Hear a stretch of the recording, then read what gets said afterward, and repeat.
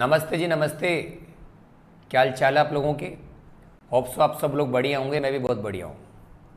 इस वक्त कोरोना का टाइम चल रहा है, तो आप और अपनी फैमिली दोनों को सेफ रखिएगा, क्योंकि कोई भी संकट अपने जीवन पर नहीं होना चाहिए।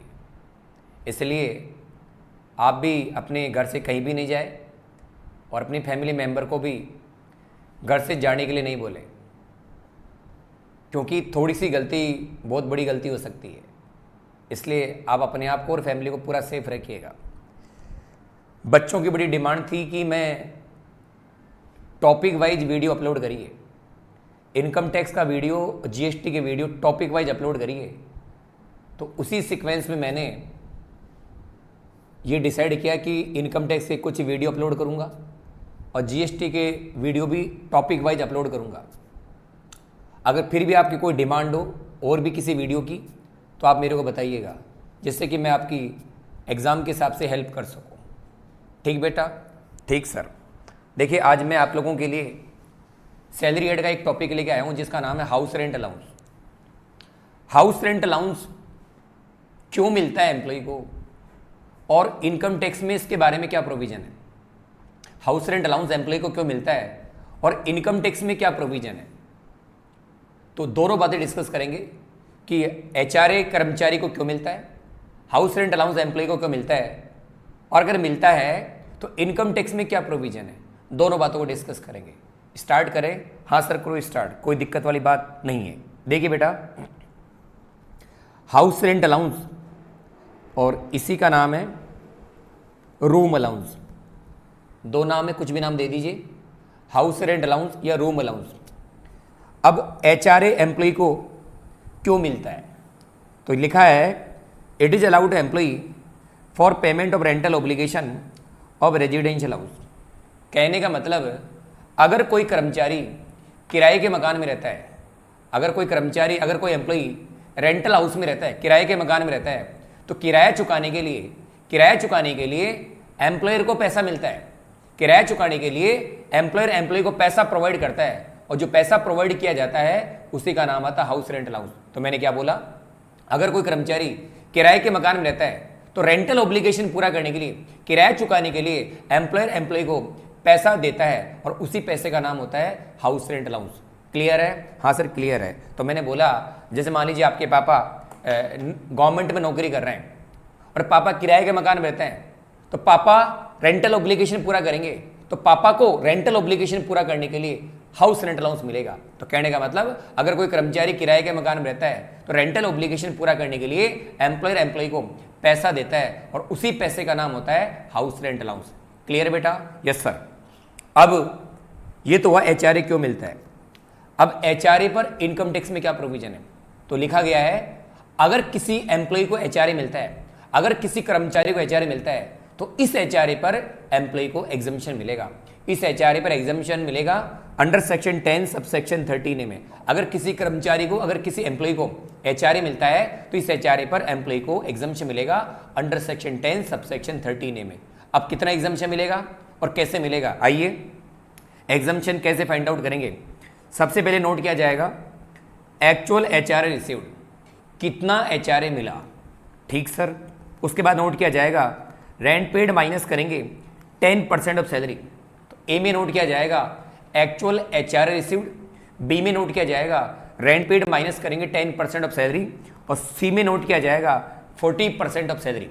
इन तीनों में से जो भी अमाउंट कम होगा उतना एचआरए, इन तीनों में से जो भी कम होगा उतना एचआरए क्या हो जाएगा, एग्जम्प्ट हो जाएगा। तो मैंने क्या बोला, अगर किसी कर्मचारी को एचआरए मिलता है, तो इस एचआरए पर एम्प्लॉय को एग्जम्पशन मिलेगा। एग्जम्पशन ग्रांट किया जाता है अंडर सेक्शन 10 सबसेक्शन 13 में। अब एग्जम्पशन कैसे कैलकुलेट करेंगे, सबसे पहले नोट किया जाएगा एक्चुअल एचआरए रिसीव्ड, उसके बाद नोट किया जाएगा rent paid minus 10% of salary, और उसके बाद नोट किया जाएगा 40% ऑफ सैलरी। इन तीनों में से जो लोअर होगा, इन तीनों में से जो कम होगा, उतना एचआरए एग्जम्प्ट कर दिया जाएगा। ठीक सर। अब आइए जरा note number 1, 50% of salary in metro city if rented house is taken in Mumbai, Delhi, Chennai, Kolkata, then 50% of salary will be taken in place of 40%। ये कह रहा है अगर कर्मचारी ने किराए का मकान दिल्ली में ले रखा है, मुंबई में, चेन्नई में, कोलकाता में, अगर कर्मचारी ने किराए का मकान मेट्रो सिटी में ले रखा है, दिल्ली, मुंबई, कोलकाता और चेन्नई में ले रखा है, तो अपन 40% ऑफ सैलरी की जगह यूज करेंगे 50% ऑफ सैलरी। यानी किराए का मकान मेट्रो सिटी में लिया जाएगा तो 40% की जगह अपन यूज करेंगे 50% ऑफ सैलरी। सर क्यों यूज कर रहे हैं? आप लोग जानते हैं कि मेट्रो सिटी में किराए का मकान महंगा मिलता है, तो महंगा मिलता है तो एग्जम्पशन ज्यादा मिलना चाहिए, इसलिए 50% ऑफ सैलरी यूज की जाएगी इन place of 40% of salary. Clear बेटा? हाँ सर क्लियर है। तो मैंने बोला अगर किराए का मकान मेट्रो सिटी में लिया जाएगा तो 40% की जगह यूज किया जाएगा 50% ऑफ सैलरी। मान लीजिए किराए का मकान मुंबई में लिया 50 आएगा, दिल्ली में लिया 50 आएगा, कोलकाता में लिया 50 आएगा, जयपुर में लिया 40 आएगा, सूरत में लिया 40 आएगा, चंडीगढ़ में लिया 40 आएगा। यानी मेट्रो सिटी में किराए का मकान लिया जाएगा तो यूज करेंगे अपन 50% ऑफ सैलरी, और बाकी सिटी में किराए का मकान लिया जाएगा तो यूज करेंगे 40% ऑफ सैलरी। बाबू क्लियर है? हाँ सर क्लियर। आगे बढ़िए। एग्जम्पशन कब नहीं मिलेगा? एचआरए पर एग्जम्पशन कब नहीं मिलेगा? तो क्या लिखा है? If employee reside in the own house, अगर कर्मचारी खुद के घर में रहता है, any other house where he doesn't pay any rent, या ऐसे घर में रहता है जहाँ रेंट नहीं चुकाता, खुद के घर में रहता है या ऐसे घर में रहता है जहाँ रेंट नहीं चुकाता, then in such case HRA will be fully taxable होगा एम्प्लॉय के लिए। ये कह रहा है अगर कोई कर्मचारी खुद के घर में रह रहा है या ऐसे घर में रहता है जहाँ रेंट ही नहीं चुकाता, मान लीजिए मैं अपने घर में ही रहता हूँ या मैं ऐसे घर में रहता हूँ जहाँ रेंट नहीं चुका रहा, तो बताइए जब मैं रेंट ही नहीं चुका रहा, रेंट ही खर्च ही नहीं हो रहा, तो क्या एचआरए पे एग्जम्पशन मिलेगा? नहीं मिलेगा बाबू। रेंट चुकाएगा तभी एचआरए पे एग्जम्पशन मिलेगा, और रेंट अगर नहीं चुकाएगा तो एचआरए पे एग्जम्पशन नहीं मिलेगा। तो कहने का मतलब अगर कोई कर्मचारी घर के मकान में रहता है या ऐसे घर में रहता है जहां रेंट नहीं चुकाता, तो उस केस में एम्प्लॉय को मिलने वाला एचआरए फुल्ली क्या होगा? टैक्सेबल होगा। बाबू क्लियर है? यानी रेंटल हाउस में रहेगा तभी एग्जम्पशन मिलेगा, और रेंटल हाउस में नहीं रहेगा तो एचआरए पर कोई एग्जम्पशन नहीं मिलेगा। बाबू क्लियर है ना? हाँ सर क्लियर है। आगे बढ़िए। तो पहला नोट बता दिया, अगर किराए का मकान मेट्रो सिटी में लिया जाएगा तो यूज करेंगे 50% ऑफ सैलरी, और अदर सिटी में किराए का मकान लिया जाएगा तो यूज करेंगे 40% ऑफ सैलरी। उसके बाद मैंने बोला अगर कोई एम्प्लॉय घर के मकान में रहता है, खुद के मकान में रहता है या ऐसे घर में रहता है जहां रेंट ही नहीं चुकाता, बाबू रेंट ही खर्च नहीं हो रहा, तो इस केस में मिलने वाला एचआरए एम्प्लॉय के लिए फुल्ली टैक्सेबल होगा। रेंट खर्च होगा वही एग्जम्पशन मिलेगा, और रेंट खर्च नहीं होगा वहां पर कोई एग्जम्पशन नहीं मिलेगा। बाबू क्लियर है? हाँ सर क्लियर है। अगला पॉइंट नोट नंबर 3 है, सैलरी ली जाएगी ड्यू बेसिस पर। For the purpose of exemption under section 10 13 ये सैलरी ली जाएगी ड्यू बेसिस पर। आपने ऊपर यूज किया था सैलरी का 10% और सैलरी का 40%, सैलरी यहां पर ली जाएगी ड्यू बेसिस पर। मान लीजिए सैलरी ड्यू हुई 1 लाख रुपए और मिली 80,000 रुपए, तो एग्जामिशन पर्पज के लिए यहां पर सैलरी कंसिडर की जाएगी 1 लाख रुपए। कहने का मतलब एचआरए के एग्जामिशन के लिए सैलरी कंसिडर की जाएगी ड्यू बेसिस पर, रिसिप्ट बेसिस पर नहीं लेंगे। क्लियर है? हाँ सर क्लियर है। आगे बढ़ो। नोट नंबर 1 हो गया, नोट नंबर 2 हो गया, नोट नंबर 3 हो गया। नोट नंबर 4 है, एग्जामिशन के लिए सैलरी में किस किस को शामिल करेंगे? एग्जामिशन के लिए सैलरी में किस किस को शामिल करेंगे? तो सैलरी में एक तो आएगी आपकी बेसिक सैलरी जो हर महीने एम्प्लॉय को मिलती है, बेसिक सैलरी। एक आएगा आपका कमीशन ऑन सेल। कैसा कमीशन ऑन सेल? जो टर्नओवर का फिक्स परसेंटेज से मिलता है। तो एक आएगा बेसिक सैलरी। सैलरी में किस किस को शामिल करेंगे? एग्जाम्पशन कैलकुलेट करने के लिए सैलरी में किस किस को शामिल करेंगे? एक तो आएगी बेसिक सैलरी, एक आएगा कमीशन ऑन सेल। कैसा कमीशन ऑन सेल? जो एम्प्लॉय को टर्नओवर पर फिक्स परसेंटेज से मिलता है, वो वाला कमीशन ऑन सेल लेना है। बताइए कमीशन ऑन सेल 500 रुपए पर मंथ है, नहीं आएगा। और कमीशन ऑन सेल टर्नओवर का 5% है, तो वो वाला कमीशन यहां पर शामिल किया जाएगा। उम्मीद करता हूं समझ में आ गया होगा। तो एग्जामिशन के लिए सैलरी में क्या क्या लेंगे? एक तो लेंगे बाबू बेसिक सैलरी, एक लेंगे कमीशन ऑन सेल, और क्या लेंगे भाई साहब? DA, dearness allowance. सभी लोग जानते हैं डीए मिलता है लिविंग स्टैंडर्ड को मेंटेन करने के लिए, इन्फ्लेशन को मेंटेन करने के लिए डीए मिलता है। तो डीए कब लेंगे? डीए लेंगे सैलरी में, डीए भी लेंगे। डीए कब लेंगे? If it is consider for retirement benefit, यानी डीए तभी लिया जाएगा जब डीए रिटायरमेंट बेनिफिट में शामिल होगा। और आप सभी लोग जानते हैं रिटायरमेंट के बाद जो चीजें मिलती है उसको बोलते हैं रिटायरमेंट बेनिफिट। रिटायरमेंट के बाद पीएफ का पैसा मिलता है, रिटायरमेंट के बाद ग्रेच्युटी का पैसा मिलता है, रिटायरमेंट के पास पीएफ का पैसा मिलता है, ग्रेच्युटी का पैसा मिलता है और पेंशन का पैसा मिलता है। पीएफ मिलेगा, ग्रेच्युटी मिलेगा, पेंशन मिलेगा, इन तीनों को बोलते हैं रिटायरमेंट बेनिफिट। इन तीनों को क्या बोलते हैं? Retirement benefit. तो अगर तीनों की कैलकुलेशन में डीए कंसीडर किया जाता है, तीनों की कैलकुलेशन में डीए कंसीडर किया जाता है, तो वो वाला डीए सैलरी के मीनिंग में शामिल किया जाएगा। तो मैंने क्या बोला? सैलरी में एग्जम्पशन कैलकुलेट करने के लिए सैलरी में किस किस को शामिल करेंगे? एक तो आएगा बेसिक सैलरी, दूसरा आएगा कमीशन ऑन सेल जो टर्नओवर का फिक्स परसेंटेज से मिलता है, और तीसरा आएगा आपका डियरनेस अलाउंस। डियरनेस अलाउंस तभी शामिल करेंगे, डीए को सैलरी में तभी शामिल करेंगे जब डीए रिटायरमेंट बेनिफिट में शामिल होगा। अब आप पूछेंगे सर डीए रिटायरमेंट बेनिफिट में शामिल है या नहीं है? ये क्वेश्चन में क्लियर मेंशन होगा। डीए रिटायरमेंट बेनिफिट में शामिल है या नहीं है ये आपके क्वेश्चन में लिखा हो रहेगा। लिखा होगा तभी अपन डीए को सैलरी में शामिल करेंगे, और नहीं लिखा है तो डीए को सैलरी के मीनिंग में शामिल नहीं करेंगे। उम्मीद करता हूं बात समझ में आ गई होगी। आगे बढ़िए, नोट नंबर 5 क्या लिखा भाई साहब? एचआरए का एग्जाम्शन मंथली कैलकुलेट कब होगा? अब आप बताइए मेरे को, एचआरए का एग्जाम्शन अपन जब निकालते हैं तो 4 बातों पर डिपेंड करेगा। हाँ सर बिल्कुल करेगा। कौन कौन सी बातें? एचआरए के एग्जाम्शन में 4 बातें आती है। एचआरए का अमाउंट कितना है, रेंट पेड कितना है, सैलरी कितना है, और रेंटल प्लेस कितना है। एचआरए कितना है, एचआरए कितना है, रेंट कितना दिया, सैलरी का अमाउंट कितना है, और रेंटल प्लेस कौन सा है। यानी एचआरए के एग्जाम्शन में 4 बातें कंसिडर की जाती है। अब मैं क्या बताना चाहता हूं वो देखिए जरा। क्या लिखा बाबू? एग्जाम्शन ऑफ एचआरए 4 बातों पर डिपेंड करता है।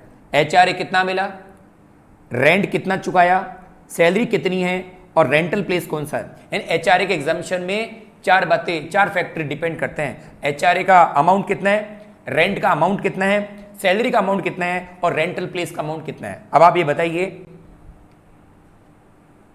प्रीवियस ईयर में इन चारों में कोई चेंज ही नहीं हुआ। यानी एचआरए साल भर सेम रहा, रेंट साल भर सेम रहा, सैलरी साल भर सेम रही, और रेंटल प्लेस साल भर सेम रहा। एचआरए साल भर सेम, रेंट पेड साल भर सेम, सैलरी साल भर सेम, और रेंटल प्लेस साल भर सेम रहा।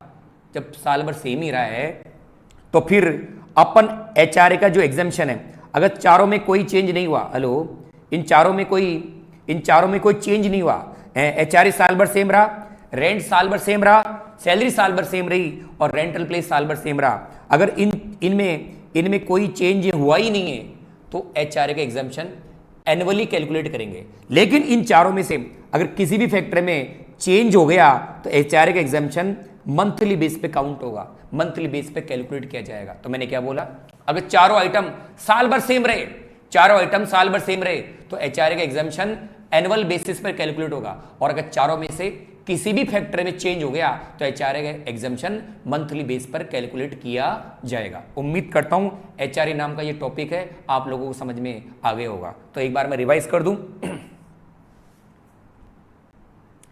एचआरए क्यों मिलता है? अगर कोई कर्मचारी किराए के मकान में रहता है तो किराया चुकाने के लिए पैसा मिलता है। अगर कोई एम्प्लॉय किराए के मकान में रहता है तो रेंट चुकाने के लिए उसको पैसा मिलता है, और उसी पैसे का नाम क्या होता है? एचआरए। नंबर 2, अगर किसी एम्प्लॉय को एचआरए मिलता है, अगर किसी कर्मचारी को एचआरए मिलता है तो इस एचआरए पर कर्मचारी को एग्जम्पशन मिलेगा, इस एचआरए पर कर्मचारी को एग्जम्पशन मिलेगा। एग्जम्पशन कैसे कैलकुलेट करेंगे?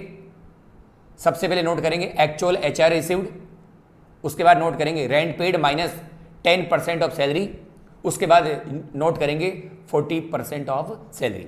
इन तीनों में से जो भी कम होगा उतना एचआरए एग्जम्प्ट कर दिया जाएगा। नोट नंबर 1 लिखा, अगर कर्मचारी ने एम्प्लॉय ने किराए का मकान दिल्ली, मुंबई, कोलकाता, चेन्नई में ले रखा है तो फिर अपन 40% की जगह 50% of salary, 50% of salary use करेंगे। क्लियर है? हाँ सर क्लियर है। और दूसरा बोला, अगर कोई कर्मचारी खुद के घर में रहता है तो मिलने वाला एचआरए फुल्ली टैक्सेबल होगा। अगर कोई कर्मचारी खुद के घर में रहेगा तो रेंट ही खर्च नहीं होगा, खुद के घर में रहेगा तो रेंट खर्च नहीं होगा, तो इस केस में एचआरए मिलेगा तो वो फुल्ली टैक्सेबल कर दिया जाएगा। और लास्ट नोट नंबर 3 बोला, एग्जम्पशन के लिए सैलरी के अंदर ड्यू बेसिस पे लेंगे, एग्जम्पशन के लिए सैलरी अपन ड्यू बेसिस में लेंगे। और सैलरी में क्या क्या लेंगे, सैलरी में किस किस को शामिल करेंगे, एक तो आएगा बेसिक सैलरी, दूसरा आएगा कमीशन ऑन सेल, और तीसरा आएगा डीए।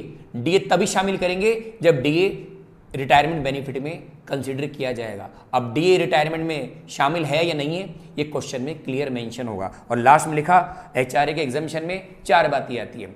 कौन सी 4 बातें, एचआरए का अमाउंट, रेंट पेड का अमाउंट, सैलरी का अमाउंट और रेंटल प्लेस। अगर ये चारों आइटम साल भर सेम रहे, चारों आइटम साल भर सेम रहे, तब तो एचआरए का एग्जामिशन एनुअल बेसिस पर कैलकुलेट होगा। और चारों में से किसी भी फैक्टर में, चारों में से किसी भी आइटम में, किसी भी फैक्टर में अगर कोई चेंज हो गया तो उस केस में एचआरए का एग्जामिशन मंथली बेस पर कैलकुलेट किया जाएगा। ये एचआरए का एक पूरा टॉपिक था, एचआरए क्यों मिलता है और एचआरए पर एम्प्लॉय को एग्जामिशन कितना मिलेगा। अब मैं इसी पर आपको एक क्वेश्चन करवाने जा रहा हूं, ठीक sir.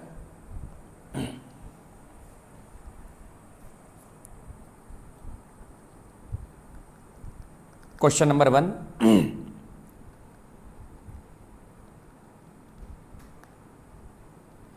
Calculate exempted HRA and taxable HRA। Calculate करेंगे exempted HRA and taxable HRA for the previous year 2020-2021।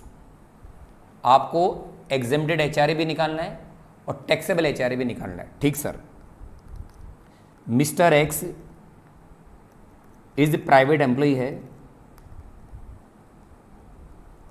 ठीक सर। बेसिक सैलरी मिलती है 10,000 पर मंथ। कर्मचारी की, एम्प्लॉय की बेसिक है 10,000 पर मंथ। उसके बाद में एम्प्लॉय को बोनस मिलता है 1,000 रुपये पर मंथ। उसके बाद में एम्प्लॉय को कमीशन मिलता है, कमीशन है सेल पर, कमीशन ऑन सेल है 5%। और एम्प्लॉय ने सेल कितनी करी, एम्प्लॉय ने सेल करी है 10 लाख रुपए की, एम्प्लॉय ने सेल करी 10 लाख रुपए की। उसके बाद में एम्प्लॉय को मिलता है डीए, डीए का मतलब डियरनेस अलाउंस, डीए मिलता है 1,000 पर मंथ। और ब्रैकेट में लिखा है consider for retirement benefit, consider for retirement benefit. DA retirement benefit में शामिल किया जाता है, ये क्वेश्चन है। उसके बाद में एचआरए मिला है एम्प्लॉय को, एचआरए मिला है 6,000 पर मंथ, एचआरए मिला है एम्प्लॉय को 6,000 पर मंथ। और एम्प्लॉय रेंट चुका रहा है, क्योंकि रेंट चुकाएगा तभी तो एग्जामिशन मिलेगा, और रेंट नहीं चुकाएगा तो एग्जामिशन नहीं मिलेगा। तो रेंट पेड है भाई साहब, रेंट पेड है, और वो भी है भाई साहब जयपुर में, रेंट पेड करा है जयपुर में, और वो है 8,000 पर मंथ। ये क्वेश्चन है, और इस क्वेश्चन से अपन को एग्जेम्प्टेड एचआरए और टैक्सेबल एचआरए कैलकुलेट करना है, ठीक सर। तो पहले एग्जामिशन निकाल लेते हैं, तो बाकी पार्ट टैक्सेबल हो जाएगा। Yes sir. तो ये आंसर का ए पार्ट है, exempted HRA, exempted house rent allowance, और एग्जामिशन दिया जाता है अंडर सेक्शन 10 सब सेक्शन 13 में। अब एग्जामिशन फाइंड आउट करने जा रहे हैं, और एग्जामिशन कैसे फाइंड आउट करेंगे। सबसे पहले लिखिए नंबर 1, एक्चुअल एचआरए रिसीव्ड, कितना एचआरए मिला, कितना भैया, कितना मिला, मिला है 6,000 पर मंथ, तो 12 महीने को हो गया 72,000। एचआरए मिला है एम्प्लॉय को 72,000, ठीक सर। नंबर 2 बताया था मैंने, rent paid minus 10% of salary,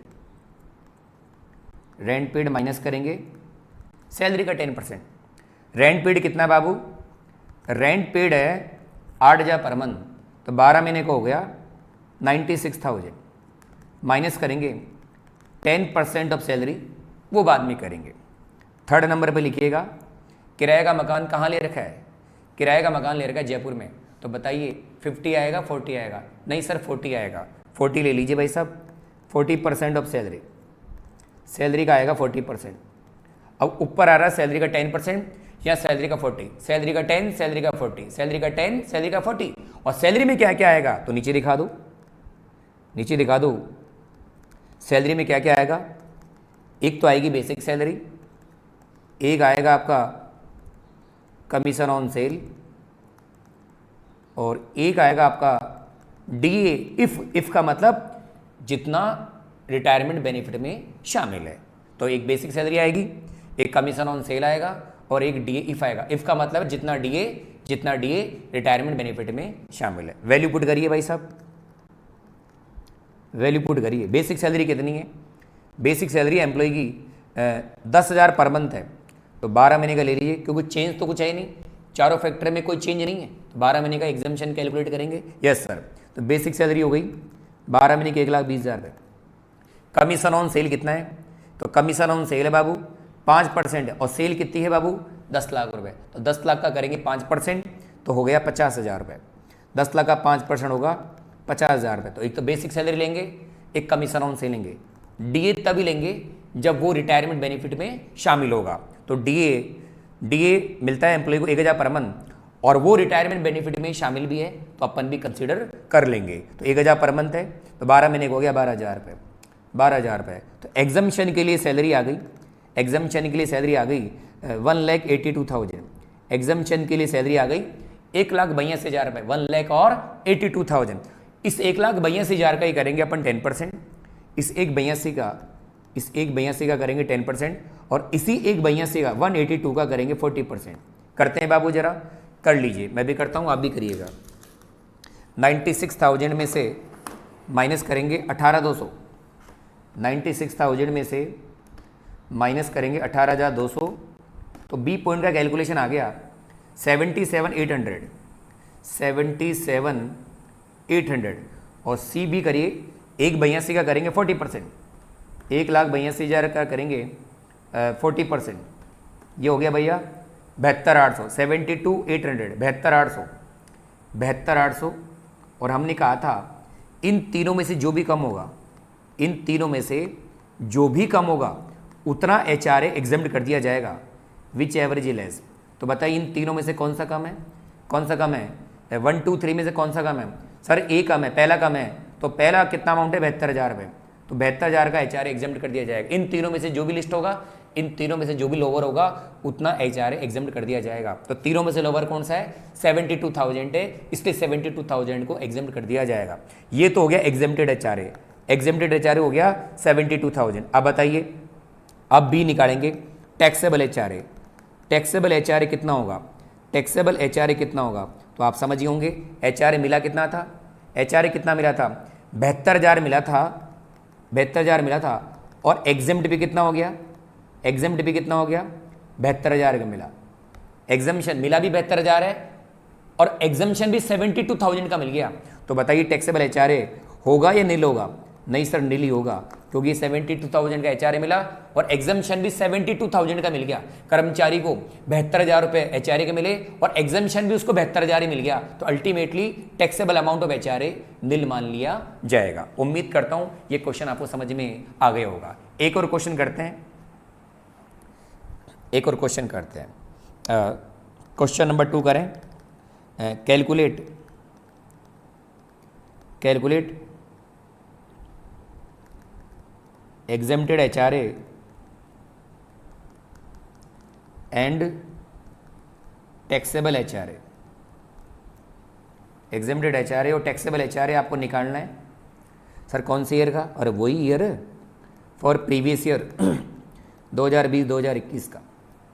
ठीक सर, सबसे पहले ए नोट करें, mister X is government employee, ये गवर्नमेंट में नौकरी करते हैं। मिस्टर एक्स गवर्नमेंट एम्प्लॉई है, ठीक बात। बी लिखिए, इनकी बेसिक सैलरी है 20,000 रुपये पर मंथ। ठीक सर, इनको बोनस मिलता है 5,000 रुपये पर मंथ। ठीक सर, इनको डीए भी मिलता है 2,000 रुपये पर मंथ, ठीक सर। इनको एचआरए मिलता है, एचआरए मिलता है 5,000 पर मंथ, एचआरए मिलता है 5,000 पर मंथ, और ब्रैकेट में लिखा हुआ है लिविंग इन ओन हाउस, खुद के घर में रहते हैं, खुद के घर में रहते हैं। ये आपके सामने क्वेश्चन है और आपसे पूछा है कितना एचआरए एग्जम्प्ट होगा और कितना एचआरए टैक्सेबल होगा। बताइए आप मेरे को, क्या इस क्वेश्चन में एचआरए पर एग्जम्पशन मिलेगा? सर नहीं मिलेगा। क्यों नहीं मिलेगा? एम्प्लॉय खुद के घर में रह रहा है, एम्प्लॉय खुद के मकान में रह रहा है, खुद के घर में रह रहा है, इसलिए मिलने वाला एचआरए फुल्ली टैक्सेबल होगा। एग्जम्पशन कब मिलेगा? जब रेंटल हाउस में रहेगा तब एग्जम्पशन मिलेगा, और खुद के मकान में रहेगा तो एचआरए पर कोई एग्जम्पशन नहीं मिलेगा। तो आंसर कैसे लिखेंगे? ऐसे आंसर लिखेंगे। ए पॉइंट, एम्प्लॉय रहता है भाई साहब, एम्प्लॉय रिसाइड्स है नहीं रहना, employee resides in own house, खुद के घर में रहता है। Employee resides in own house, own house comma no exemption, comma no exemption of HRA, no exemption of HRA will be granted. HRA पे एग्जम्पशन नहीं मिलेगा, no exemption of HRA will be granted, HRA पे कोई exemption नहीं मिलेगा, will be granted under section 10 subsection 13, under section 10 subsection 13 में HRA पर कोई एग्जम्पशन नहीं मिलेगा। तो जब एग्जम्पशन नहीं मिलेगा तो बताओ मिलने वाला एचआरए फुल्ली टैक्सेबल होगा? Yes sir. एग्जम्पशन तो मिला नहीं तो टैक्सेबल एचआरए पूरा ही हो जाएगा, जितना मिला है पूरा एचआरए, जितना मिला है पूरा एचआरए टैक्सेबल होगा। कितना एचआरए मिला? 5,000 पर मंथ है, तो बताइए 60,000 का जो एचआरए है वो एम्प्लॉय हैंड में टैक्सेबल हो जाएगा। उम्मीद करता हूँ ये वाला क्वेश्चन भी आप लोगों को समझ में आ गया होगा। उसके बाद में ये क्वेश्चन 1 हो गया, क्वेश्चन नंबर 2 भी हो गया। एक लास्ट क्वेश्चन और कर लेते हैं, क्वेश्चन नंबर 3। क्वेश्चन नंबर 3 है, जरा लिख लीजिए, कैलकुलेट करेंगे, calculate taxable HRA, taxable HRA and exempted HRA, exempted HRA for previous year. आप जानते ही हैं अपना प्रीवियस ईयर 2020-2021 ही है ये क्वेश्चन है, और आपको एचआरए टैक्सेबल बताना है और एचआरए का एग्जम्पशन भी बताना है। ठीक सर, क्वेश्चन नोट करें। Mister X is private employee, ये प्राइवेट एम्प्लॉई है। Yes sir. बी लिखेगा, इसकी बेसिक सैलरी 10,000 पर मंथ है। Yes sir. और सी लिखिए, इसको डीए मिलता है 1,000 रुपये पर मंथ। ठीक है सर। उसके बाद में इसको मिलता है एचआरए, एचआरए मिलता है इसको, एचआरए मिलता है 8,000 रुपये पर मंथ, एचआरए मिलता है 8,000 पर मंथ। और ये किराए के मकान में रहता है तभी तो एग्जम्पशन मिलेगा। तो ये रेंट पेड चुका रहा है, रेंट पेड है भाई साहब, रेंट पेड है दिल्ली में, दिल्ली में किराए का मकान ले रखा है और वहाँ पर रेंट चुका रहा है।